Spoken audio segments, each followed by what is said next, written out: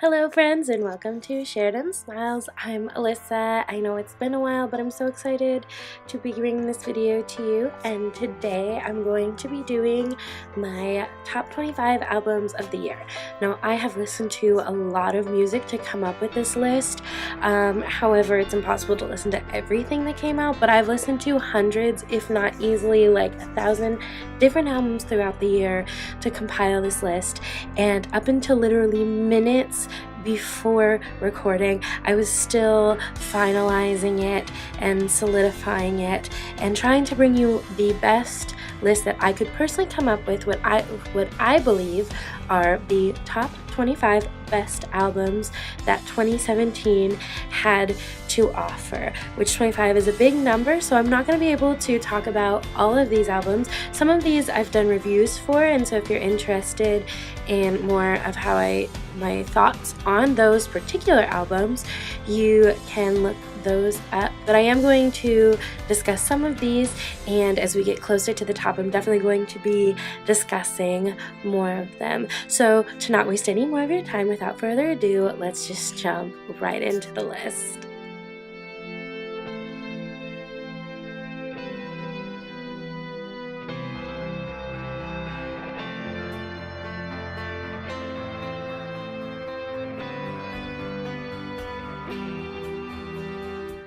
Alright, number 23 is Trip by Jhené Aiko.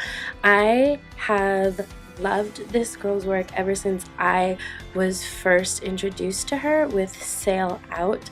Ever since then, just hearing everything that she's put out since and watching her grow and watching her, work with these other artists has been so incredible. Her angelic voice stood out to me right away, and I think that on this album she really shows that off in such a beautiful way. The songs definitely go together. They definitely fit her and her style perfectly. They show off her voice beautifully, and in some places on this album it seems like she's having a little bit more fun with the music and everything than she has in the past. I think she's definitely kind of coming into the kind of artist that she is. Not that she ever wasn't strong in that, because I think she came out knowing what she wanted to be, but she just becomes stronger in it with every album that she's put out so far, and that's why this album easily made this list.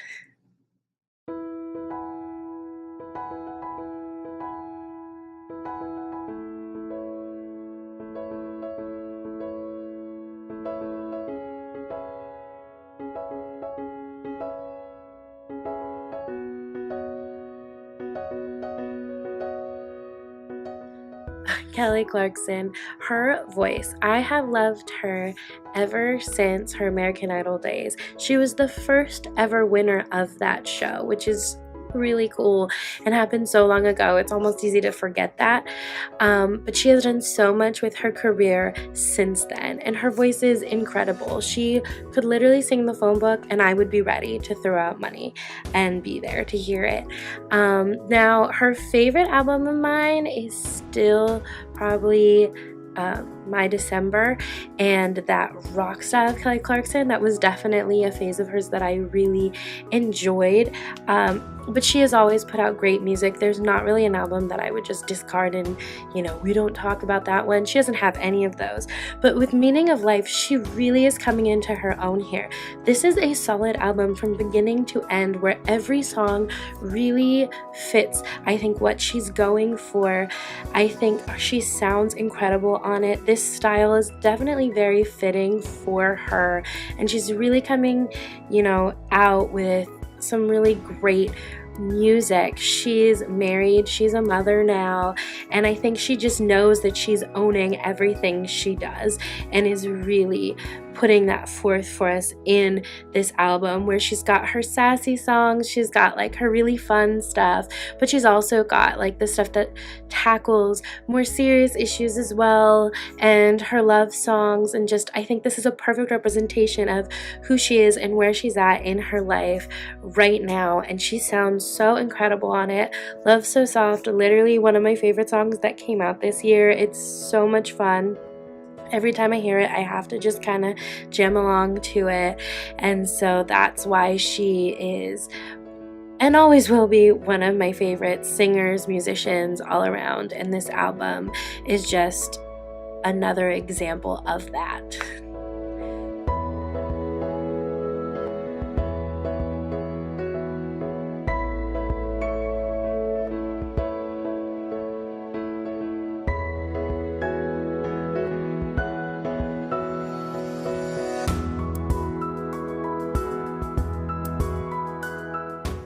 Number 13 is The Thrill of It All by Sam Smith.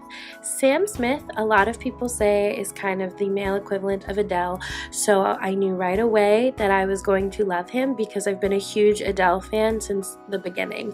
And like Adele, I think that his music is like your favorite dessert or your favorite wine or something like that you come back to time and time again, and you know exactly what you're gonna get, but it never gets old, and it's always, you know, just really comforting and wonderful to fall back into. And that's really kind of how I feel about Sam Smith and his voice and his music. This album just feels very at home and, you know, like a best friend, you know, if very familiar to you. It's what you expect. It still kind of goes through some of the sad stuff that he and Adele are known for, but it's very soul-searching and very beautiful, and I love some of the different concepts and things that he talks about and he discusses and he tackles within the music this time around, and everything is just so beautiful and shows off his voice so well. And this is really just the kind of music that I would love to just grab, like whatever warm beverage I want at the time, whether it be a tea or a mocha or hot chocolate or whatever, and just kind of cozy up to this music. It's perfect for that kind of thing, that kind of feeling.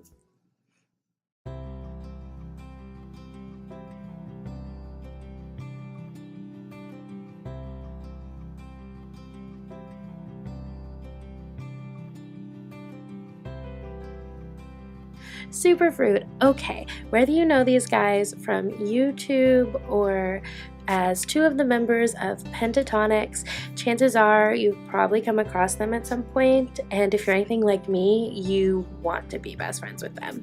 They're just these really cool, fun-loving guys, and they work together and put out Future Friends, which actually came out in 2 parts, but you can buy it as like one full thing, and so that's where I'm putting it on this countdown. It's both parts together, and I love this album. There's literally not a song on it that I would skip or really don't like, and it's just so much fun, which is, I think, something that sometimes is missing from music, is just really having fun and enjoying what you're listening to in that way.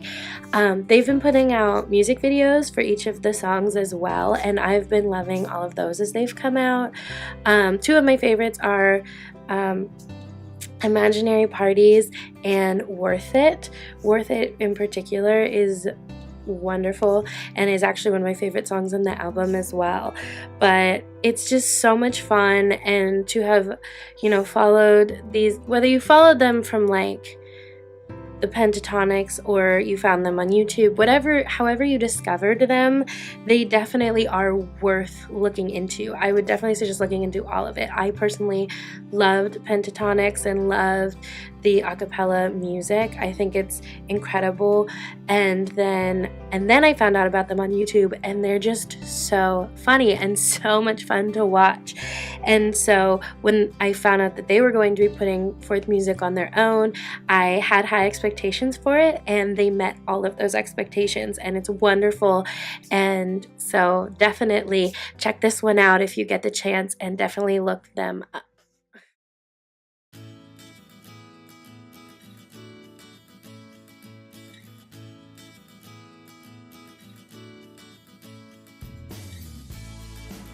Halsey. Okay, so this is one of actually, the only concert I went to this year was Halsey's concert, and let me tell you, it was a great concert from beginning to end.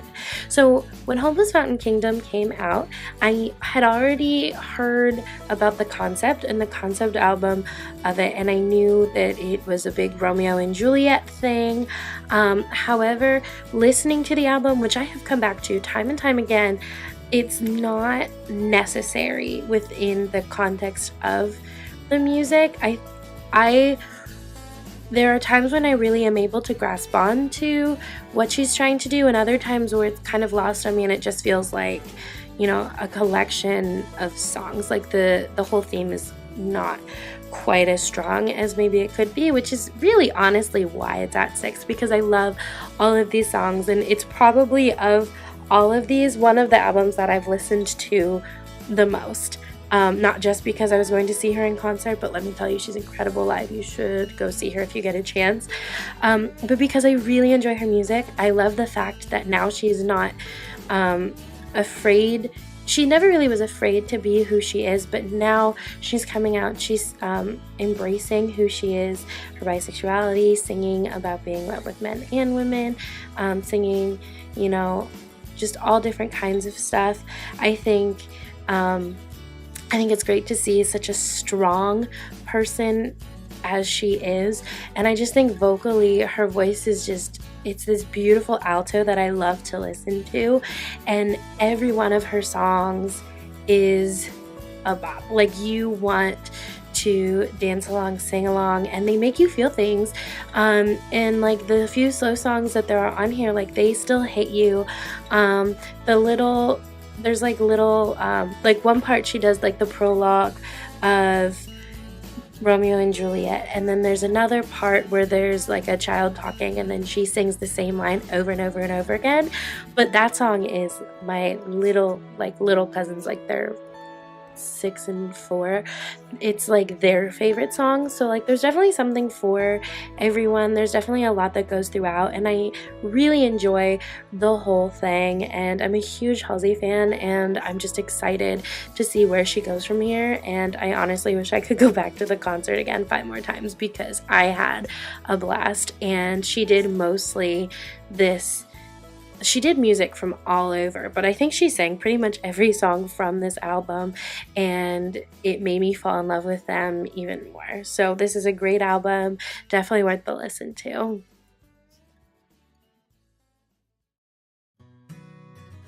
Okay, so I'm pretty sure like this album had to be on here, and it sounds like an easy one to put on here, but it's so good. Kesha has been through so much. We've all seen it. We've all been waiting for her. She hasn't put out new music in a long time, and then we found out why with all of the court stuff that she's been going through, and really all of the harassment and stuff that she had been going through before that we didn't know that she was dealing with. And it's a really sad story, but she has come out on the other side so much stronger, and I mean that in so many different ways. Her music, it's still that fun Kesha feel that we have come to know and love, but it has a different edge to it that I think is more of what she's been wanting to do all along. And she came out, she sounds so strong vocally, she sounds incredible, and she really was able to take everything that she's gone through and channel it into her music with such a positive spin and such a positive message in song after song after song. And it's really hard to listen to and not have a good time, but also to feel very empowered by, and you really are getting that from her as well. Her strength shines through in every aspect of this album, and some of it's really fun and playful, and some of it is rather serious, but it all still works. It all still goes together, and it's all still so very much Kesha that it really makes this whole thing stand out as one of the strongest things that could have possibly come out of this. I don't really know if she could do it better. I don't know how she would do it better.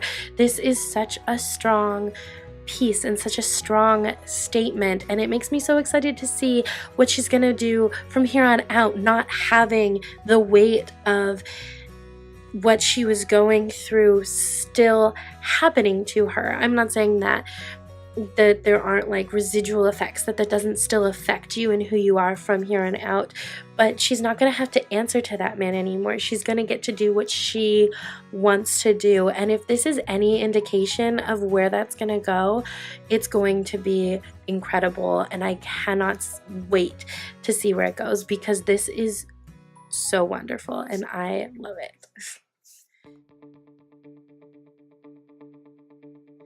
So Paramore came back, put out another album, and it's got definitely more of like a pop feel than the stuff that they've been putting out prior to. I already did a review on this, an Upon First Listen album review, that went a little more in depth with my feelings and all of that, so if you are interested in that, you can go watch it over there. But this album, I think I gave it like a 4 or a 4.5, I don't really remember, but I remember wanting to give it a 5 but not feeling strong enough in my reviewing abilities to do that. If I were to do it again now, I would give it a 5. I would have given Rainbow by Kesha a 5 as well, which tells you how strongly I feel about all the albums from here on out. That really, the other ones, they're all 5s. But After Laughter by Paramore specifically, I loved the music. I loved that it had such a fun feel to it, but I loved that the lyrics were actually darker and delving into real, like, serious human emotions, and really the juxtaposition of that was so wonderful, and it was so well executed. This album was great. It was exactly where I think Paramore needed to go in the direction that they took from beginning to now. It makes sense from where they came from, and I just really loved this album and listened to it a lot. Hayley Williams' voice is superb, and I just really loved this album. So it would be really easy to make like a damn Kendrick Lamar joke right now, but I'm sure we're all getting sick of them, so why am I even mentioning it? I don't know, but that's okay, we can move on from it now. But this album by Kendrick Lamar is so strong, and honestly, I'm not even sure, it's not even like my favorite album from him, but he's one of those artists that everything he puts out is so strong and pure gold. So one of the things that I think is really interesting about this album is that it's I believe there's so many different theories about it, that it's cyclical, that like you can just kind of listen to it continuously. You can also listen to it forward or backwards and it still makes sense as like a cohesive story and concept, which I think is really cool. And just he tackles so many different ideas and so many different thoughts throughout this album, and he's just so strong in everything that he does. Like, he can do no wrong. He is one of my favorite musicians and artists in general, but also one of my favorite rappers, because he really does just talk about so many different concepts, and he clearly puts so much thought and time and energy into everything he does that he puts out some of the best stuff that there is that's being put out by anyone right now. And this album is a very clear example of that. It's topping a lot of lists, and there's a reason for that.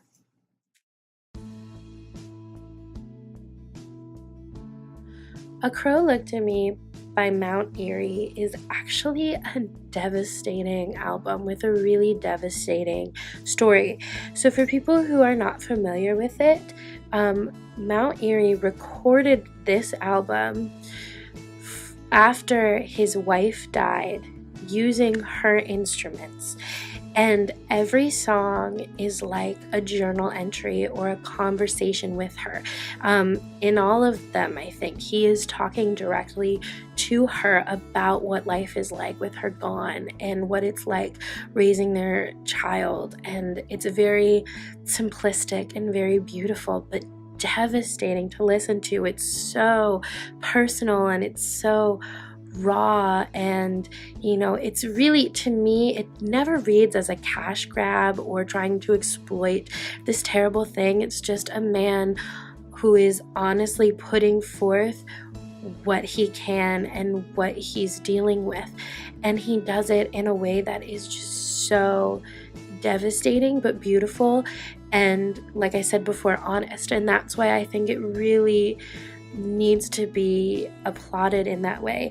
It almost shouldn't be on any list like this because that's not what the album's about, but I think it needs the recognition, and it needs to maybe not be heard. I don't know if this is really something that everyone can listen to, depending on where you're at in life, or but if you can listen to it, I do suggest it. I think it's beautiful.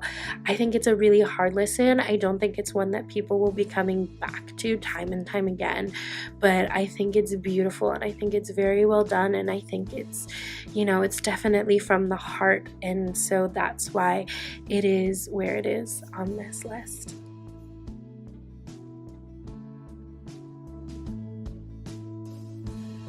Okay, so if you really know me and you know my musical taste, this next one is not going to be a surprise at all. Number 1 is Melodrama by Lorde. Now, Lorde has been one of my favorites ever since she came out. I think she's just so unique. I think she is who she is and is unapologetic about it. And when she put out Pure Heroine, I was obsessed. However, it's taken her a little while to put out the next one, but it was worth the wait. Melodrama, just like another favorite of mine who I mentioned earlier, Adele, is a breakup album done right. I think that really, truly, this album, every song is wonderful. I wouldn't change any of them, take any of them out. You really see Lorde's strengths that we already knew she had, but matured and grown, and seen everything that she has learned since then, the experiences in life that she's gone through, and how she is able to now incorporate that into her music and her performance. I think that this album showed off her vocal range even more than her past one. It showed off what she's able to do in so many different ways, and it was just a phenomenal album. This is another one that I did in a Upon First Listen review that you can look up that has a lot more in-depth discussion about her and how much I loved it. And again, I would now give it a 5, but at the time was scared to, so I didn't. But I honestly loved it, and I knew I would love it, and then it came out and I was really scared that I wouldn't, and then I did. It really kind of almost exceeded my expectations, and it was just a very cohesive, great project that I'm glad to see that she brought to the table, and it makes me really excited to see where she's going to go from here. I know I've kind of been saying that about a bunch of people, but that's really how I felt listening to it. I was like, this is phenomenal, and I'm enjoying this while I have it, and I can't wait to see where she goes, because seeing how much she grew from here to here, like, there's so much more potential out there, and I think she's definitely the kind of artist who is going to grasp that and really make the most of everything that she ever puts out, and I love it. So that is why Melodrama by Lorde, my number 1 album. That's my list of the 25 best albums of 2017. So what did you think? Is your favorite missing? Feel free to let me know all of your opinions down in the comment section below, whether you agree or disagree. I love to hear either way. If you liked this video, feel free to give it a thumbs up, and if you're curious about any future videos that I might be doing, feel free to hit the subscribe button. Thank you all so much for watching. Thank you to Jocelyn for editing this video for me, and I hope you all have a wonderful, happy new year. Alright, thanks for watching. I love you all. Don't forget to share them smiles. Ciao for now, friends.